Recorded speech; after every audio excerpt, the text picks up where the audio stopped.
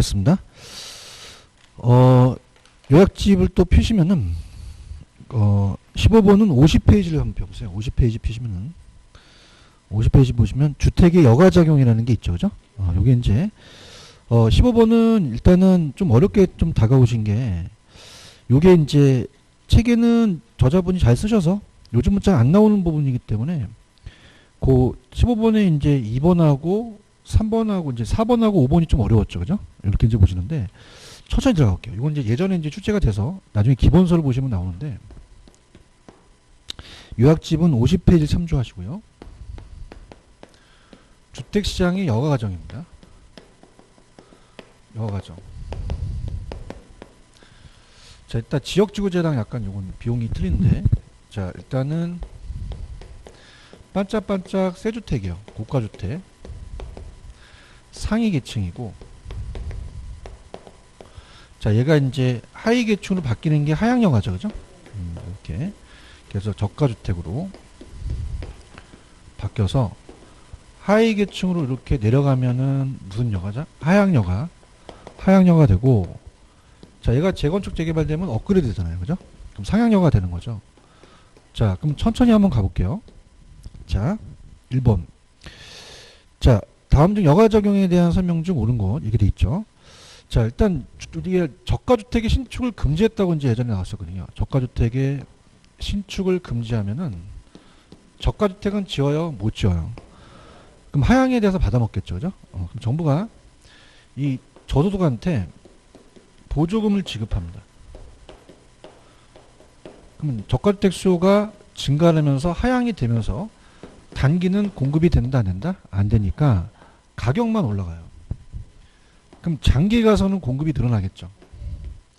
그러면 저가주택 양이 공급량이 들어간다는 건 위에서 하향이 했기 때문에 늘어난 거거든요. 자, 그럼 위에가 고가주택이 원래 열채였어요. 몇채였다? 열채. 두 채가 내려갔어요. 그러면 이게 신축이 금지될수록 더 많이 내려가겠죠. 그러면은 지금 1번 저가주택의 주택보조금이 지급되면 장기적으로 저가주택량은 보조금 지급 전보다 동일해집니까? 더 양이 늘어납니까? 늘어나죠. 더 증가하겠죠. 하향여가로. 그러면서 자, 고가주택이 하향여가로 고가주택에 대한 임대료가 상승한다는 거는 자, 단기는 공급이 돼야 안 돼요. 그 10채에서 8채로 되니까 공급이 감소했죠. 그럼 공급이 감소하니까 단기는 그냥입니까? 가격이 올라갑니까? 장기는 고가양을 늘리겠죠. 그 고가가 하향이 되면 고가에 대한 임대료가 상승해 버려요.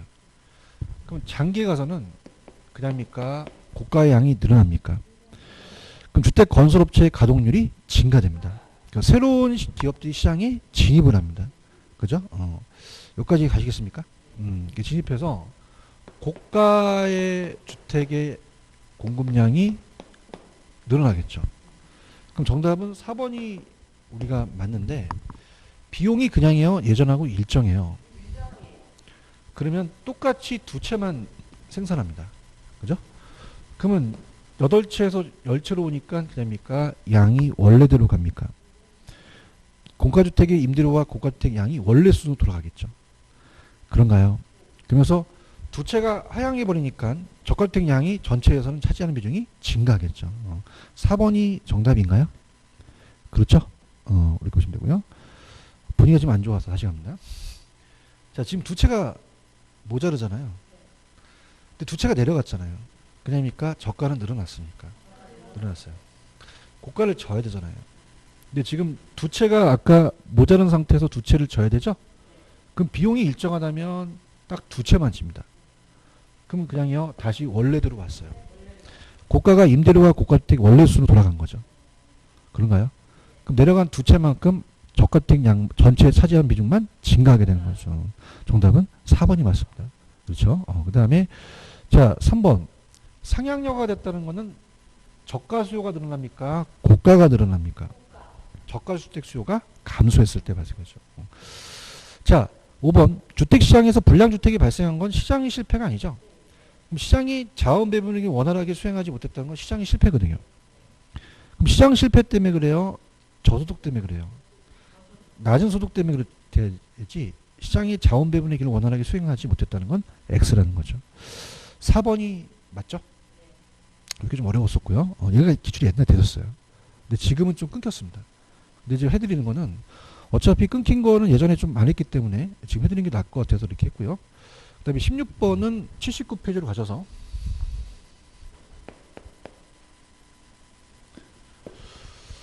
자, 외부 효과의 트렌드가 요즘 그래요. 사회가 유리하면 정이고 사회가 불리하면 부예요. 그죠? 그러면 1번 사적 비용이 사회적 비용을 초과했죠. 그럼 개인적인 비용이 많이 나오고 사회적 비용이 작으니까 사회가 유리하니까 정이죠. 그럼 과소생산 맞죠. 2번 외부 효과는 움직이지 않잖아요. 지리적 위치 고정성과 인접성과 논리적 근거가 할 수 있고요. 자, 공장이 폐수를 내려보내서 시멘트 공장이 정부가 규제를 했어요. 그럼 규제를 하게 되면 시멘트 공급을 해요, 안 해요? 시멘트 가격이 올라가죠. 그럼 원자재 값이 올라가 버려요. 그럼 주택 공급을 감소시킵니다. 그럼 주택 공급이 감소하니까 양은 줄고 가격은 올라가겠죠. 외부 효과는 시장 실패를 불러일으키는 중요한 요인이 되겠죠. 외부 효과 자체가 해결될 수도 있지만 또는 무임승차 문제와 같이 정부의 개입이 필요하겠죠. 자, 5번 사회적 편이 크다는 건 사회가 유리하다는 거예요. 정입니다. 긍정적이죠. 그럼 님비가 아니라 핀피 현상이라고 하셔야죠. 5번이 정답인가요? 이렇게 보시면 되고 그 다음에 넘기겠습니다. 자, 아까 봤던 그 여가과정의 비용하고 이 지역지구제의 비용이 틀려요. 그래서 요거는 181페이지로 81페이지로 가시면은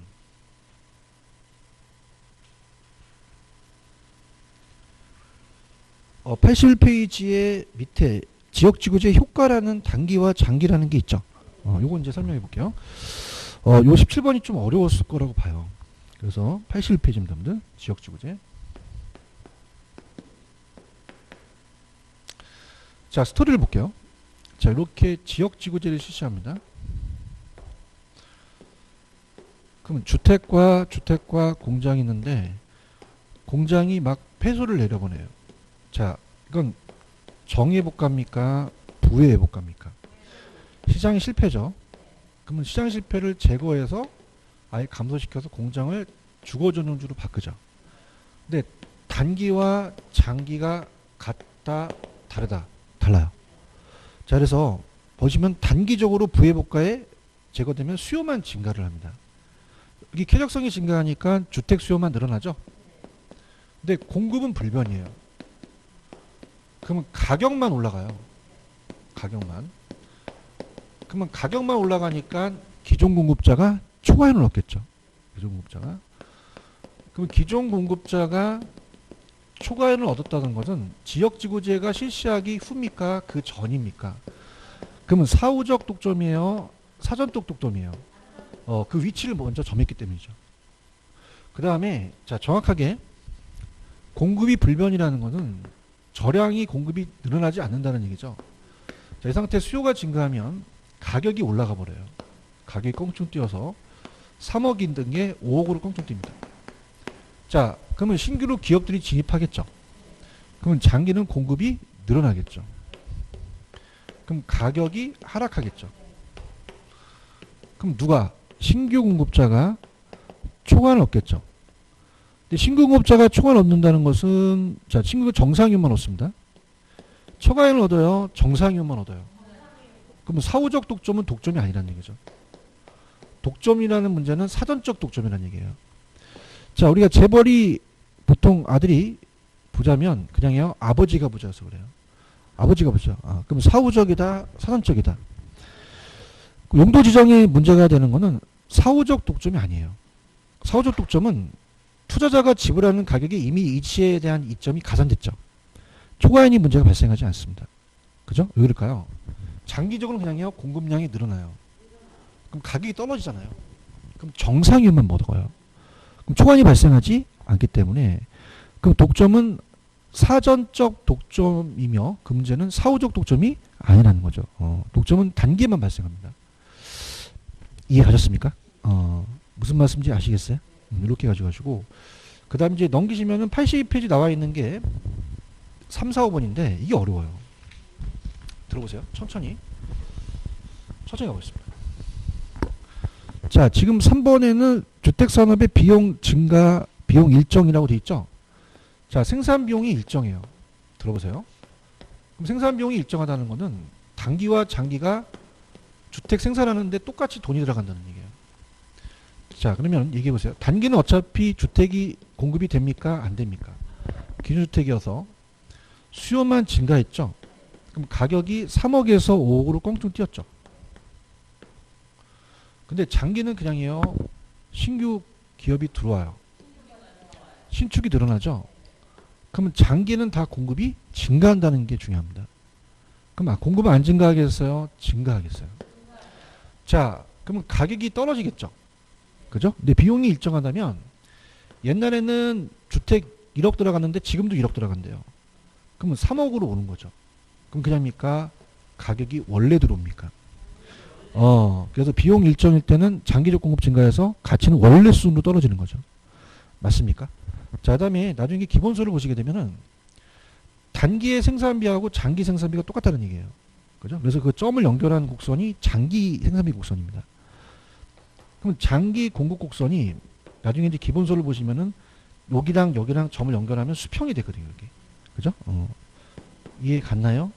그 다음에 시멘트 자재값이 우리가 보통 건설에서는 비용 증가 산업이 일반적이죠. 시멘트 값이. 자, 그럼 따라합니다. 아까 단기는 공급이 됐어요? 안 됐어요? 기준주택이죠. 그러면 우리가 수요만 증가하니까 가격이 얼마에서 얼마로? 가격은 아주 잘 외우십니다. 그죠? 장기는 공급이 늘어나죠. 그럼 가격이 떨어지겠죠. 근데 여러분 생각해 보세요. 비용 시멘트 가격이 올라가요. 옛날에는 1억 들어갔는데 지금 2억이 들어가요. 그럼 원래보다 높아지겠죠. 가격이. 그럼 가격이 원래 수준이다 높아진다. 높아지죠. 그럼 이 생산비 곡선이 우상향이 되겠죠. 아시겠습니까? 그래서 그 점을 연결하는 곡선이 생산비 곡선이라고 그래요. 장기 곡선. 이해하셨습니까? 자, 비용 감소는 비용 감소하는 사람은 잘 안 나타나겠죠. 근데 비용이 줄 수도 있다는 거죠. 그죠? 그래서 단기는 공급이 안 되고 장기만 공급이 되잖아요. 그럼 단기는 그냥입니까? 가격만 올라갑니까? 올라가요. 수요가 증가하니까 3억에서 5억으로 껑충 뛰죠. 근데 장기에서는 그냥입니까? 공급이 늘어납니까? 그럼 가격이 떨어질 거 아니에요. 근데 중요한 거는 그냥이야 생산 비용이 줄어들어요. 1억이 아니라 5천만 원밖에 안 들어가요. 그럼 가격이 원래보다 낮아지겠죠. 그래서 우하향한다는 거죠. 맞습니까? 공통점은 그냥이요. 공급은 다 증가해요. 그래서 가르쳐 드릴게요. 자, 따라보세요. 공급은 증가. 자, 나머지는 자, 따라보세요. 비용에 따라간다. 자, 이건 비용이 일정하죠. 그냥입니까? 원래로 갑니까? 수평이고 비용이 증가하죠. 그냥이 원래보다 높아요. 우하향, 우상향. 우상향이고 자, 이거 감소하죠. 원래보다 낮고 우하향이라는 거죠. 이게 가장 지역주기에서 어렵게 떴던 문제였습니다. 그죠? 근데 이거는 요약집에 있더라고요. 근데 이거 나왔었는데 지금 솔직히 말해서 이게 끊겼어요. 끊겼는데 중요한 거는 모의고사는 다 봐야 됩니다. 아시겠죠? 그죠? 그럼 정답은 몇 번? 2번이 정답이죠. 되셨죠? 18번 문제는 종합 문제이기 때문에 다 체크할 수는 없고요. 요약집에만 적어 놓으세요. 89에서 98입니다. 89에서 98. 다 찾아드릴 수는 없습니다. 굉장히 넓죠?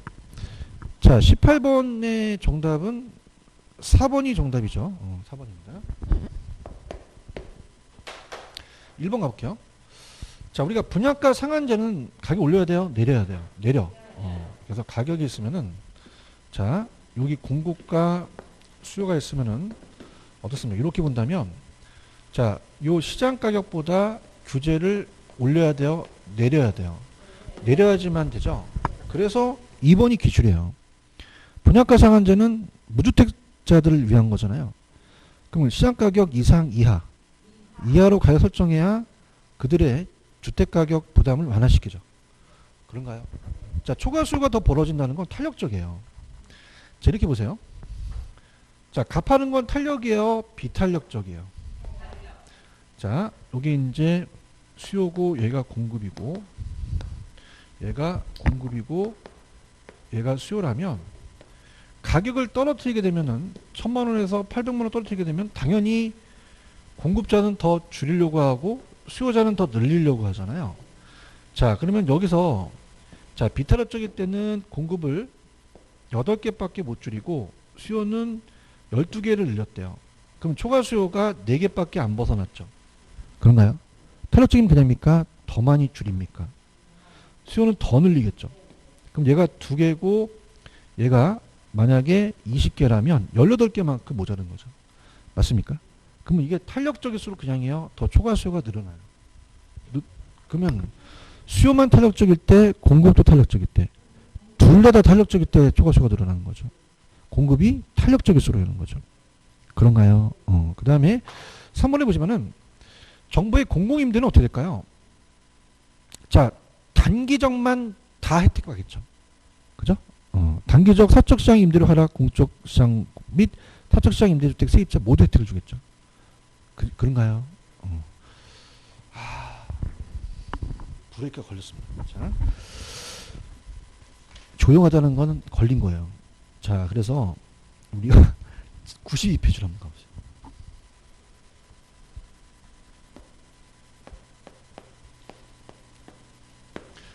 가셨습니까? 그럼 거기 보시면은 공공임대라는 게 있잖아요. 그죠? 그럼 우리가 사적시장과 공적시장 나열되죠. 그럼 읽어볼게요. 단기적으로는 임대주택 시장이 무슨 시장과 무슨 시장으로 분리됐어요. 사적과 공적. 사적의 임대주택에 대한 수요가 감소하니까 단기적으로는 사적 시장의 임대료가 하락하죠. 그럼 단기적으로는 임대료 결과물과는 둘 다 혜택이 있다는 거죠. 대답해야 됩니다.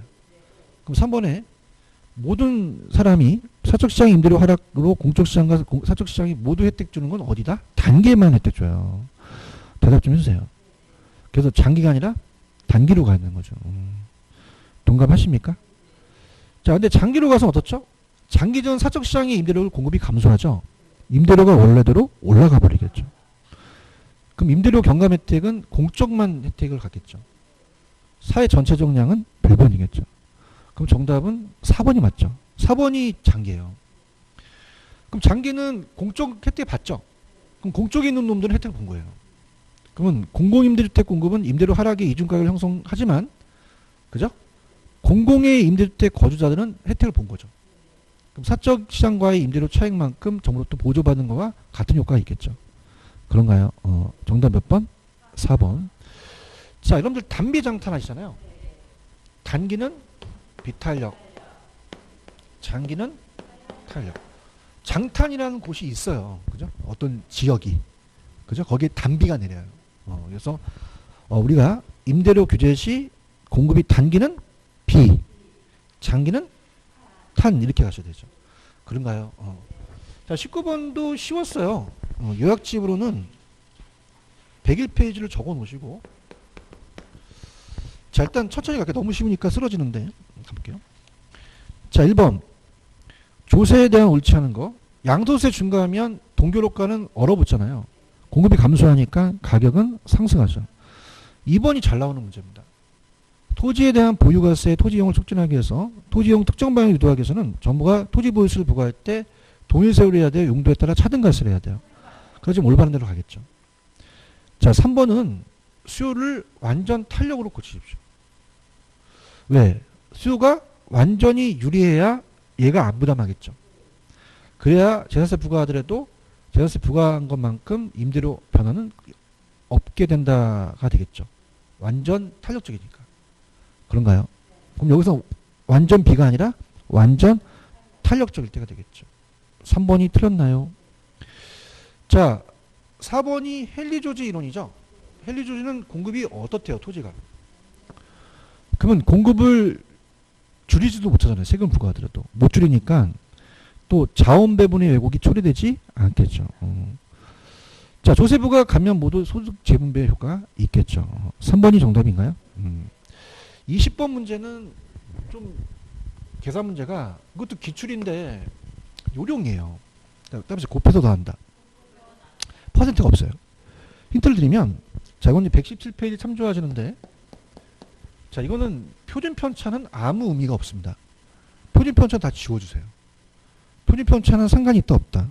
없고 매입 가격과 기대 수익률만 갖고 따지는 거예요. 자, 지금 여기가 1000억이잖아요. 1000억. ABC. 그러면 비중을 보는 거죠. 자, 그러면 A 가격이 매입 가격이 얼마예요? 200억. 그럼 20%라고 적으십시오. B의 가격은요? 300억. 그럼 몇 퍼센트? 요게 이제 우리가 핵심 포인트죠. 그죠? 그 다음에 C는 500억. 그럼 50%죠? 요걸 기대 수익률하고 곱하시면 되는 거예요. 그런가요? 표준 편차는 아무 의미가 없어요. 부동산 펀드 기대 수익이니까. 그런가요? 그럼 요거 10% 곱하는데 야매로 가지 마시고 그냥 오리지널로 가세요. 그죠? 0.2니까 이건 어떻게 된다? 2%가 되겠, 0.2%가 되겠죠. 자, 요건 수익률이 몇 퍼센트입니까? 16이죠. 그럼 0.3을 곱해 보세요. 16에다가 4.8 나옵니다. 4.8 나오고, 자, 50%죠. 자, 50%는 22%의 반이에요. 그럼 11%가 되겠죠. 그럼 합치면 17.8%, 3번이 정답이 되겠죠. 그런가요? 그죠? 그래서 몇 번 정답? 3번이 정답이죠. 그래서 이렇게도 문제를 풀라는 얘기입니다. 그래서 제가 항상 기출특강 때, 자, 곱해서 더하는 요령을 가르쳐 드렸잖아요. 근데 이렇게 금액으로 나오면 퍼센트로 고쳐야 된다는 거를 낸 겁니다. 아시겠죠? 그죠? 그래서 오늘은 이 모의고사가 쉽게 내면 되지만 좀 안 풀어봤던 걸 풀어온 것도 괜찮습니다. 그죠? 그래서 이렇게 3번이 정답인가요? 정답이고, 21번에다 발표. 포트폴리오는 무조건 됩니다. 21번은 뭐 거의 시험 문제, 포트폴리오는 기출문제 키워드예요. 그래서 요거는 116으로 적어 놓으시고, 자, 포트폴리오에 대한 설명을 가져오는 거 1번에 왜 들었을까요? 체계적 비계를 제거시키죠. 그래서 여러 자산에 분산 투자를 하더라도 특정 자산에 집중 투자할 경우는 발생할 수 있는 개별 자산의 비체계적 위험까지 제거될 수 있다는 거죠. 자, 2번이 맞나요? 부동산은 지역적으로 부분 시장이니까 지역별로 다르고 종류별로 분산되니까 위험 분산 효과가 나타날 수 있죠. 그렇죠? 2번이 맞고요. 자, 두 개의 자산이 마이너스일 땐 좋잖아요. 그죠? 그럼 마이너스일 때는 위험 분산 효과가 작게 나타난다, 크게 나타난다. 크게 나타난다 이렇게 보셔야 되죠. 그렇죠? 그 다음에 무차별 곡선은 아래로 볼록합니다. 위로 볼록한 게 아니라. 그래서 여러분들이 이게 Y축이고요. 기대 수익률이 있다면, 자, 여기 위험이었어요.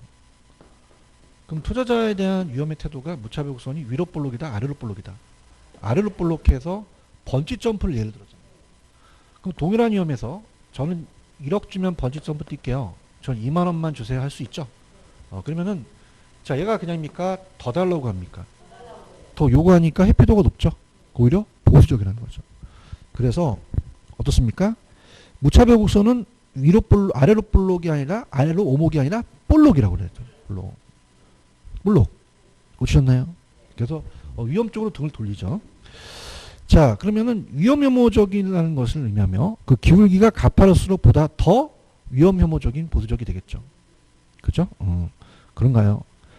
최적이 되려면 개별 투자자 입장에서 수익률이 극소해요, 극대화예요. 위험이 극소화 되겠죠. 그래서 제가 밑에 교차점이 접점이죠.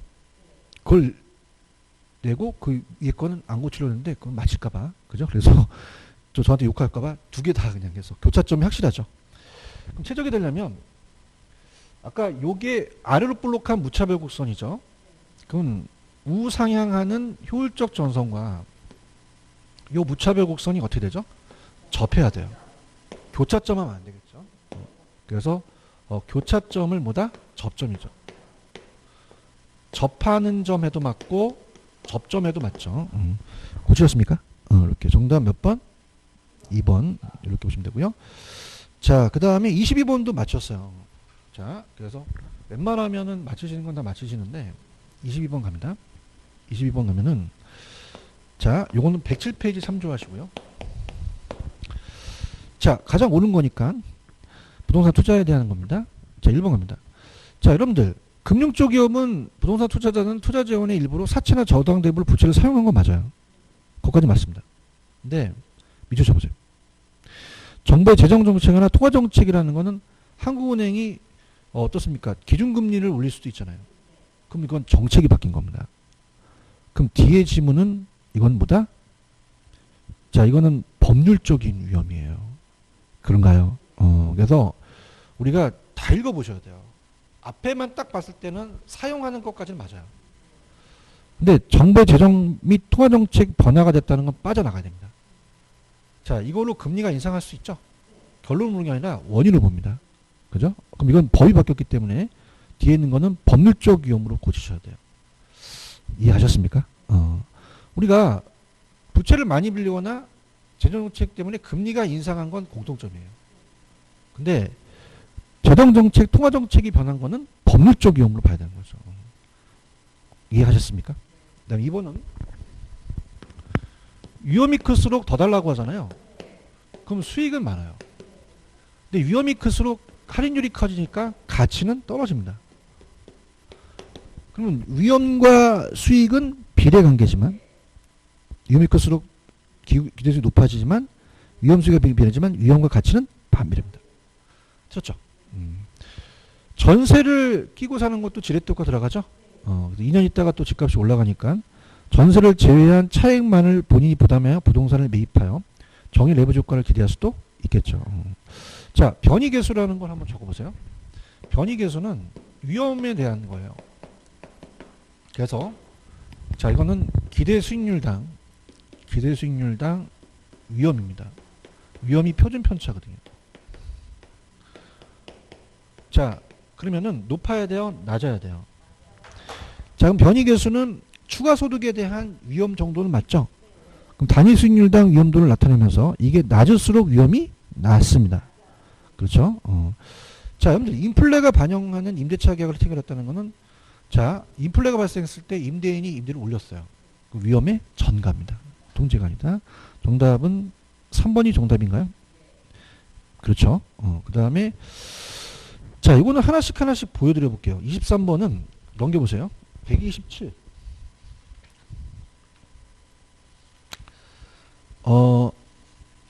128페이지로 가시면은 23번 따라해보세요. 부채 감당률 1보다 커야 되죠. 부채 감당률은 1보다 커야 매기의 순소득이 원리금을 상환할 자녀에게 있다는 것은 맞는 거죠. 그런가요? 그 다음에 간 김에 자, 거기에 제가 2번은 이따 보여드리고 3번을 한번 가보세요. 승수법하고 수익률법이라는 게 있을 겁니다. 자, 배당은 세전으로 봤죠? 그러면 세전연금 수익승수와 지분배당률이 역수예요. 그죠? 그럼 따라보세요. 역수관계. 그러면 지분배당률하고 세전현금 수지가 역수면 하나가 커지면 하나가 작아져요. 얘가 커지면 얘는 작아진다. 3번이 정답입니다. 자, 4번은 책에 대부비율이 높아지면 어떻게 돼요? 부채 비율도 높아지죠. 그럼 채무불이행 가능성도 높아지겠죠. 대부비율이 커지면 싹 다 커진다 그랬잖아요. 그죠? 그 다음에 자, 5번 순소득 승수를 한번 가보세요. 자, 순소득 승수는 총투손이죠. 총투자액을 순소득 나눠요. 자, 순영업소득이라는 건 어떻게 돼요? 어디까지만 구하죠? 가공기, 유형, 순까지만 구하지 세금은 상관이 없겠죠. 그렇죠. 자, 그 다음에 지금 이번은 중립적인 지렛대 효과 아시죠? 넘겨보세요. 지렛대 효과는 페이지 108페이지 하시면은 자, 108페이지에 23번에 2번은 거기에 중간에 중립적인 지렛대 효과라는 게 있어요. 108페이지 위에 유형에 양가로 2번에 3번 중립적 은행이요 다 같아요. 그러면 지렛대 효과는 차입이자율의 저당 수익률과 자기자본 수익률이 동일하다는 거죠. 얘기하셔야 다음 갑니다. 그죠? 그러면 정답은 3번이 들었다는 거죠. 역수관계를 물어본 거죠. 물어본 거고. 자, 그 다음에 이제 24번. 자, 많이 풀었던 거죠? 28번. 뭐 이건 틀리면 큰일 납니다. 여러분들. 다 맞췄었더라고요. 자, 그래서 이제 142페이지고. 자, 24번입니다, 여러분들. 자, LTV는 담보인정 분류해서 L을 V로 나누고요. DTI는 총부채 상환이 분류니까 D를 I로 나눈다. 자, 그럼 적은 금액 선택하죠? 그럼 펜 들어보세요. 펜 들으셔서, 현관펜 들으셔서, 다른 색깔 칠하시고. 자, 지금 풀어줬으니까 LTV가 60%죠? 요거 현관펜. 그 다음에 거기에 담보가액 7억 묶으세요. 그럼 6, 7, 40이 4억 2천이 LTV로 빌려주는 거잖아요. DTI 총부채 상환 비율 몇 프로? 40%. 인컴 연소득 6, 8천. 그럼 48에 30이잖아요. 그럼 3,200만 원이 원리금이잖아요. 그런가요? 그런데 그냥입니까? 이 안에 이자가 있습니까? 그럼 빼줘야 된다는 거죠. 부채 상환이. 얼마가 있죠? 1,200만 원 있죠. 그러면 얼마만 원리금을 인정한다는 거예요? 2천이죠, 2천. 그런가요? 그럼 2천만 원이 나오면 빨리 무슨 상수? 저당상수. 저당수. 0.1 낼 가능성이 크다고 했죠? 그럼 얼마? 2억이 되는 거죠. 그럼 둘 중에 적으니까 2억이 정답이 되겠죠. 그런가요? 이렇게 보시면 되고요. 자, 25번도 다 맞히셨잖아요. 그죠? 25번 들어갑니다. 자, 요약집은 120페이지 참조하시고. 몇 번 들었어요? 1번. 자, 우리가 한번 찾아볼게요. 120페이지로 한번 가보죠.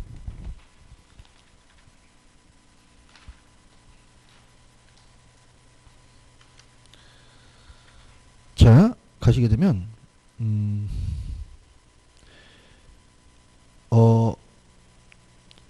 미상환 저당 잔금이라는 게 있죠. 그죠? 그래서, 요거는 이제 표시를 안 해놨기 때문에, 자, 일단 123페이지로 가시면은, 자, 따라보세요. 미상환 저당 잔금. 그럼 미상환된 대출액의 잔금이라는 거죠? 저당 잔금은 매번 내는 게 원리금이잖아요. 그게 이제 원리금을 연금의 성격을 갖고 있죠. 그러면 그냥입니까? 땡겨서 갚습니까? 그럼 연금의 현가계수를 이용하겠죠. 연금 현가계수. 그래서 잔여 기간을 땡기겠죠. 그죠? 그럼 감칙계수예요. 연금의 현가계수예요.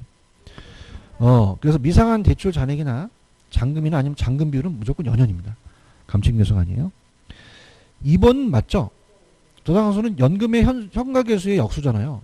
그죠? 융자금 1원당 매기 상환해야 할 원리금. 현재 가치는 일시불의 현가, 연금의 현가, 저당상수는 이응 들어가잖아요. 저당상수의 현가죠. 연금의 현재 가치는 매기간 연금을 저당상수로 나누어서 계산할 수도 있죠. 왜? 역수니까. 연금에다가 연금의 현가 계수를 곱하지만 저당상수로 나눠도 되고. 연금의 미래가치 연내 나오면 감칙계수죠. 정답 몇 번? 1번 이렇게 보면 되죠. 자, 26번을 많이 들으셨어요. 아, 안타깝습니다. 별표 3개. 별표 3개. 125. 125페이지 가시면은 가공기 이용순 있죠? 순대가미가 있고. 그래서 26번은 천천히 나갈게요. 별표 3개 치셨나요? 자, 얘는 무조건 떠요. 근데 이제 어려우신 게 시간이 그만큼 많이 걸리죠. 그래서 지금 여기서 세후 현금 수지를 구하라고 했잖아요. 근데 이제 다행히 우리가 이제 요거는 26번은 요약서 125와 126인데 순서부터 시작하잖아요. 가공기 유용순 부세 영세죠. 부세 영세. 그래서 순영업소득에다가 부채 서비스액이 원리금이죠. 그러면 세전 현금 수지가 나오겠고 현금 수지가 나오고 무슨 세를 빼요? 영업소득세. 그럼 세전이 됩니까? 세후가 됩니까? 세후 현금 수지가 나오죠. 순대감이 아시죠? 그래서 영업소득세는 순대이감이에요. 순대감이. 순대를 다 짜먹다니 감이. 그럼 우리가 순대를 빼요? 가미를 빼요? 감가와 이자를 빼죠. 그런가요? 그럼 가세에 대한 표준액이 나오면 여기다 세율을 곱하면 영업소득세가 되겠죠. 그럼 순소득이 지금 7만 원이 아니라 7억이라는 뜻입니다. 7억. 부채 서비스액은 연간 원리금이에요. 3억인가요? 그런가요? 얘가 4억인가요? 세전이. 그럼 순소득이 아까 7억이었죠. 그러면 대체충당금은 더합니다. 대체충당금은 얼마입니까? 2억이죠. 이걸 더한다는 게 가장 핵심 포인트였죠. 그렇죠? 그 다음에 거기 보시면은 자 이자가 이렇게 봅니다. 보세요. 원리금이 3억이잖아요. 그럼 이자가 1억이면 그죠? 이자를 빼는 거죠. 그죠? 그럼 이자가 1억이죠? 그죠? 감가상각비는 3억이 되겠죠. 얘 9억이죠? 얘 4억이죠? 그럼 가세 표준의 가세 대상소득이 5억이 되겠죠. 그런가요? 그죠? 9억에 4억 빼니까. 그죠? 세율이. 그럼 0.1을 곱하면 되잖아요. 그럼 1억이 되나요? 그런가요? 푸니까 아시겠죠? 그럼 1억이니까 세후 현금 수지는 3억이 되겠죠. 그렇죠? 이렇게. 반드시 이거 해야 됩니다. 체크하십시오. 그래서 우리가 제가 봤을 때는 여기 약하신 것 같아요. 그래서 꼭 대체충당금을 더하는 게 좀 관건이었죠. 그러니까 대체충당금은 시험 문제 아직까지 안 나왔어요. 그러니까 대체충당금을 더해야 된다는 걸 까먹으신 것 같아요. 제 말이 맞죠? 그래서 일단은 서울에 종로나 강남에 조금 잘 나간다는 사람들은 순위감만 합니다. 대체는 안 해요. 그죠? 대체는 안 나왔기 때문에. 근데 안 나와요? 나올 수도 있어요. 어떻게 알아요? 우리가 안 나오는 거는. 대체도 물어볼 수도 있으니까 가져가는 겁니다. 맞습니까? 그래서 제가 이제 저랑 이제 대화를 합시다. 여러분들 기출문제를 풀면서 대체충당금 지금까지 없어서 계속 순위감만 뺐어요. 대체충당금이 안 보이는 거예요. 그래서 여러분들이 어떻습니까? 단점을 찾아낸 거죠. 그래서 낸 거죠. 동감하십니까? 감정평가 시험 문제는 대체충당금 내선했어요. 세대 원감으로. 그렇기 때문에 대체충당금이 나올 수 있다는 겁니다. 아시겠죠? 그죠? 그러니까 제가 봤을 때는 대체충당금에서 좀 문제가 갈렸던 것 같아요. 제 말이 틀린가요? 근데 눈빛만 보면 알거든요.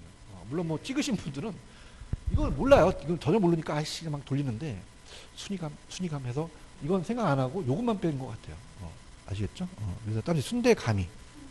그래서 오늘 집에 가서 순대를 사가세요. 근데 한 사람이 계속 처먹어요. 네가 다 처먹다니 감이 겁도 없이 세공제가 되다니. 아시겠지? 순대감이. 꼭 체크하세요. 27번도 100표 3개. 129. 근데 이건 재밌습니다. 제가 답을 찾아내는 요령을 가르쳐 드립니다. 요령을. 자, 이건 푸는 것보다 그 원리에서 요령을 안다면 5번이 정답이 될 수밖에 없어요. 자, 그러면 그 재밌는 거 가볼게요. 자, 27번. 투자자 갑은 항상 1년간이 나오죠. 운영한 후 처분할 예정으로 임대 상가. 자, 우리가 그냥 상가라고 하고요. 그 다음에 임대 원룸이라고 할게요. 투자했다. 1년간 투자 안에 현금흐름이 다음과 같을 때 가로 안에 들어갈 숫자는 뭐냐? 요구 수익률 있죠? 요게 할인율이에요. 자, 그래서 수익성 지수와 순영가를 예로 할인하죠? 할인율이고요. 자, 갑니다. 투자 금액은 100만 원이 아니라 1억이라는 뜻이고요. 요건 2억 2천이라는 거죠. 2천만 원이라는 뜻이고요. 자, 합계는 1억 2천이라는 뜻이죠. 자, 그 다음에 1년 후 현금 유입이죠. 1년 후 현금 유입이 자, 얼마입니까? 1억 2천 3천 얼마? 1억 5천이라는 거죠. 자, 얘가 낸 게 이거예요.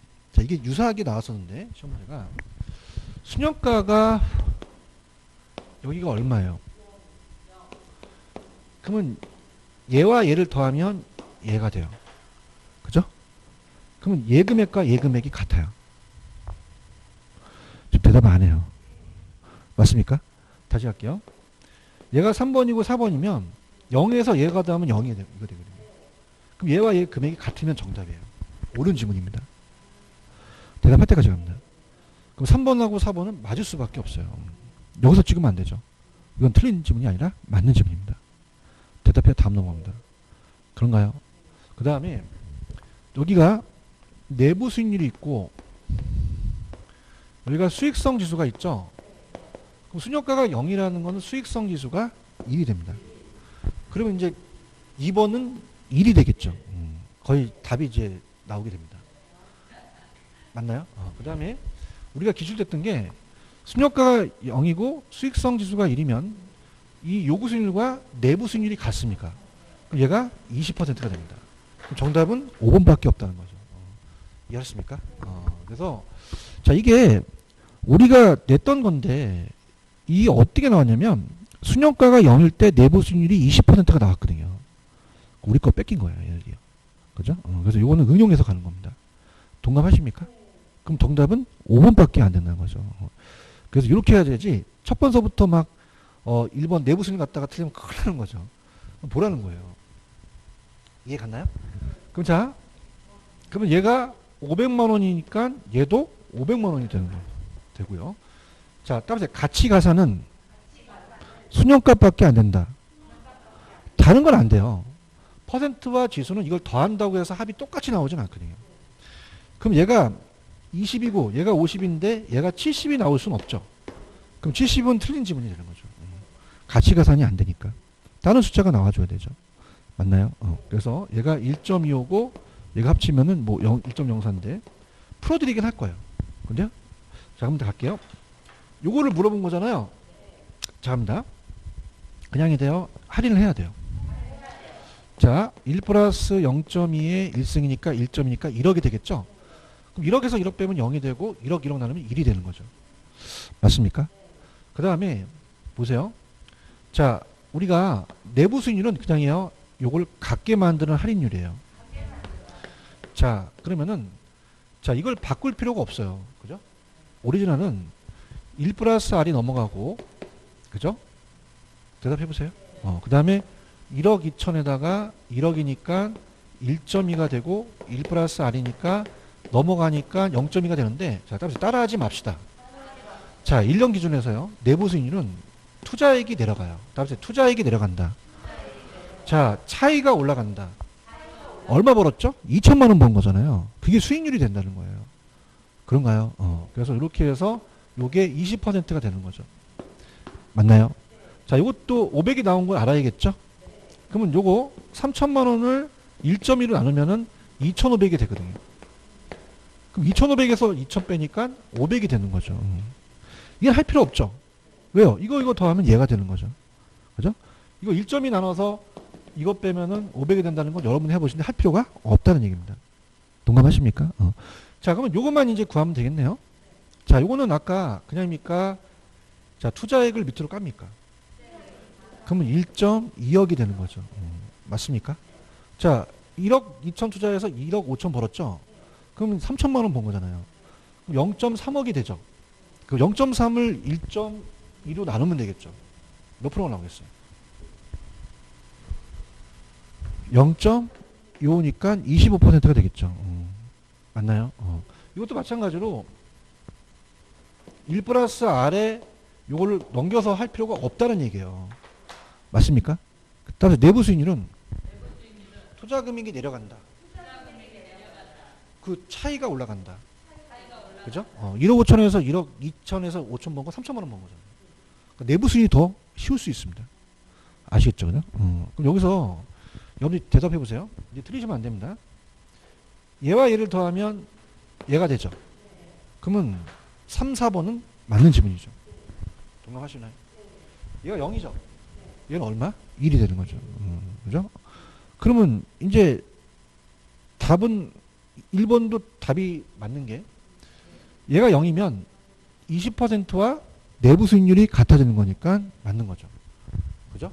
자, 얘 가치 가산 됩니까? 안 됩니까? 안 돼요. 20, 50 나와서 70 된다는 건 뻥이거든요. 그럼 정답은 5번이 정답입니다. 자, 이거는요. 제가 냈지만 아주 잘 낸 문제입니다. 왜냐? 이 수익성 지수와 내부 수익률과 수익성 지수는 계산 문제가 100% 출제가 됩니다. 근데 이건 뭐냐면 계산 문제뿐만 아니라 순효과가 0이면 수익성 지수가 1이 된다. 내부와 요구가 같아진다. 순효과만 가치 가산이 되고 다른 건 안 된다라는 다 파악이 다 들어간 거예요. 아시겠습니까? 문제 굉장히 좋은 겁니다. 여러분이 틀렸지만 그렇죠? 그다음 중요한 건 아까 내부 수익률 구할 땐 그냥입니까? 투자 금액이 내려갑니까? 그 차이가 올라가니 내부 수익률법이 더 치를 수 있어요. 이게 만약에 2년이 되면 헷갈려요. 2년이 되면 안 맞거든요. 자, 들어보세요. 자, 만약에 이게 2승이 되면 굉장히 어려워집니다. 그죠? 왜냐, 이게 넘어가게 되잖아요. 그죠? 근데 1년밖에 안 돼요. 그러니까 제 야매가 먹히는 겁니다. 아시겠습니까? 2년이 되면 2승이 되면 구하기 굉장히 어려워요. 그죠? 그래서 얘네들은 1년에서만 내부 수익을 냅니다. 그죠? 그래서 얘네들도 마지노선이 있기 때문에 내부 수익률이 2년 냈다가 난리 납니다. 그죠? 아마 이 시청 들어갈 거야. 너 죽여버려야지. 아무 데도 안 나오는 건데 너 2년 내고 난리야. 내부 수익률이 1년밖에 안 나와요. 근데 순효과와 수익성 지수는 3년, 4년 나올 수 있습니다. 그죠? 그래서 그렇게 해서 오는데 이 문제가 가장 유력한 문제입니다. 이 문제를 가지고 가셔야 돼요. 따보세요. 순효과, 내부 수익률, 수익성 지수 각각 구할 수 있어야 됩니다. 그죠? 그러니까 지금 제가 요령이니까 이렇게 맞히는 방법 가르쳐드렸죠. 그냥 아무거나 구하라고 할 수도 있잖아요. 그죠? 그래서 이렇게 해서 꼭 체크하시기 바랍니다. 이해하셨죠? 푸니까 허무하죠? 푸니까 몇 번이에요? 5번 정도는, 그죠? 그래서, 그렇게 하시면 됩니다. 좀 쉬었다가 갈게요. 쉬십시오.